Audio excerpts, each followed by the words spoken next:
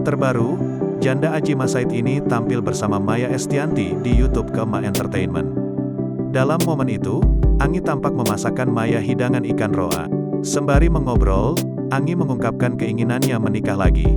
Kepada Maya, Anggi lantas mengungkapkan kekagumannya pada sosok Irwan Musri. Disinggung oleh Maya Estianty, Anggi mengaku kini memilih untuk selektif memilih sosok suaminya kelak.